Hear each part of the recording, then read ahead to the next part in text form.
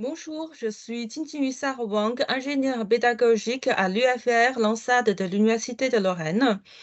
Je travaille actuellement au sein d'un dispositif d'échange linguistique en autonomie qui s'appelle Tandem e-Tandem. En guise d'introduction, l'anglais garde toujours sa place dominante dans l'enseignement des langues étrangères en Chine. L'apprentissage du français est possible à partir de l'enseignement supérieur d'une manière générale. Quant à la méthode d'enseignement, elle est différente de ce qu'on peut voir dans des pays occidentaux. Une méthode nommée méthode chinoise, avec la centration sur la grammaire et la traduction, est appliquée dans les classes de langue par des enseignants chinois qui n'ont pas été formés en Occident. Le manque d'authenticité et de connaissances sur la culture française incite les apprenants à chercher des opportunités pour pratiquer la langue et mieux connaître la culture. Un partenariat Titantème a été établi entre l'Université de Lorraine et l'Université de technologie et de commerce de Chongqing. Dans ce cadre, un apprenant chinois du français est appareillé avec un apprenant français du chinois pour pratiquer la langue de l'autre et ils se rencontrent régulièrement et s'entraident dans leur apprentissage. Du côté de l'Université de Lorraine, nous offrons un appariement, des réunions d'information ou d'échanges collectifs. Des entretiens individuels sont proposés pour donner des conseils méthodologiques ou pédagogiques à la demande de l'apprenant. Les binômes organisent leurs rencontres librement. Les étudiants inscrits ont des niveaux variés en langue cible. Le principe du tandem et de e-tandem est la réciprocité et l'autonomie. Dans ce dispositif, les apprenants ont les opportunités d'engager des conversations authentiques, de créer des liens d'amitié, d'améliorer des compétences linguistiques et d'acquérir des connaissances culturelles, de renforcer la confiance en soi et de ne pas craindre à parler la langue cible. D'ailleurs, la présence d'une langue d'appui peut être une source utile pour les communications et pour l'apprentissage. Deux questions de recherche ont été formulées. La langue d'appui est-elle utilisée par les apprenants de tous les niveaux? Si oui, comment la langue d'appui est-elle utilisée par ces apprenants?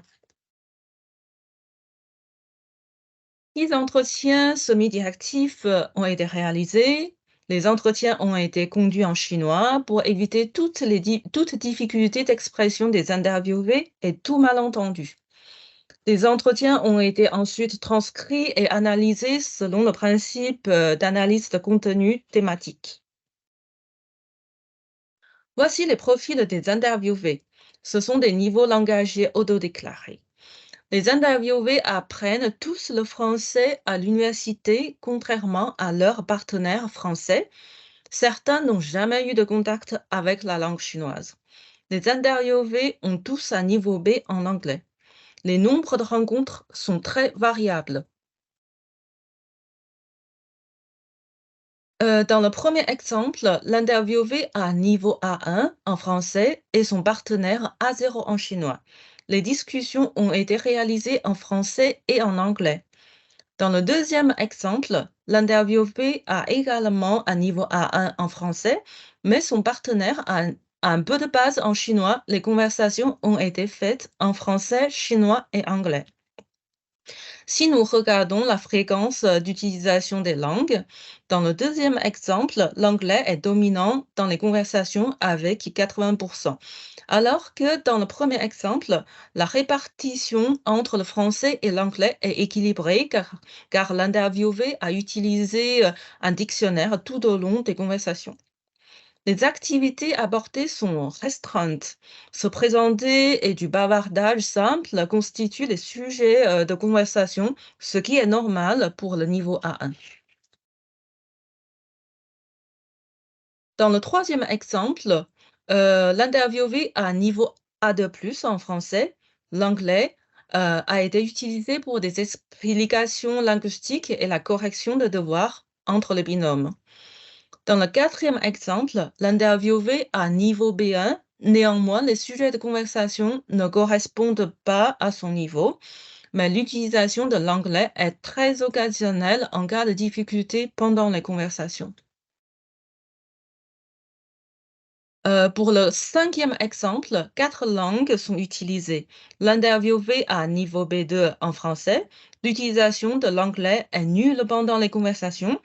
Il est seulement utilisé dans du chat sur les réseaux sociaux.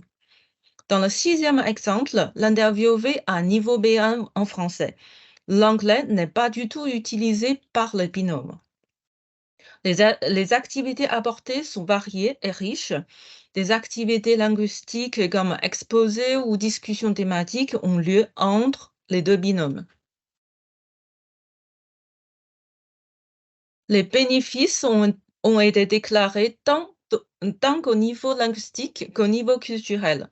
L'autonomie et la confiance en soi sont aussi les bénéfices ressentis par les interviewés. Les interviewés avec un niveau intermédiaire ont progressé en expression courante, tandis que les interviewés avec un niveau débutant ont enrichi leur vocabulaire en français.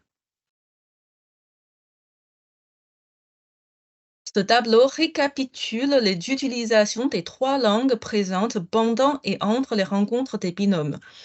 Tous les interviewés ont pu pratiquer le français, quel que soit leur niveau. Cependant, plus le niveau est avancé, plus l'utilisation du français est fréquente. Quant à l'utilisation du chinois, le phénomène similaire peut être observé parmi les binômes. Un autre point à souligner est les différents types d'activités apportées par les binômes.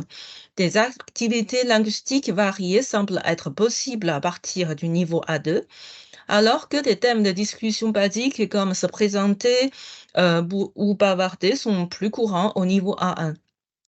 Enfin, la fréquence d'utilisation de l'anglais et la maîtrise de la langue cible des deux binômes forment des directions inverses, c'est-à-dire que plus le binôme maîtrise les langues cibles, moins ils utilisent l'anglais. La langue d'appui a été utilisée par la plupart des binômes. Le niveau langagier à langue cible n'est pas un critère unique et valable pour déterminer si la langue d'appui est nécessaire. Tous les interviewés ont profité du dispositif pour pratiquer le français. Cela confirme des recherches précédentes. La fréquence et les façons d'utiliser la langue d'appui sont déterminées par le niveau de maîtrise des langues cibles des binômes. Grâce aux résultats obtenus, nous concluons qu'il faudrait éviter d'apparier des apprenants de niveau bas entre eux, mais parfois nous n'avons pas de choix. La langue d'appui est une source précieuse. Il faudrait encourager l'utilisation de cette langue si besoin. Si l'utilisation de la langue cible est favorisée, il faudrait encadrer et suivre son utilisation. Je vous remercie pour votre attention.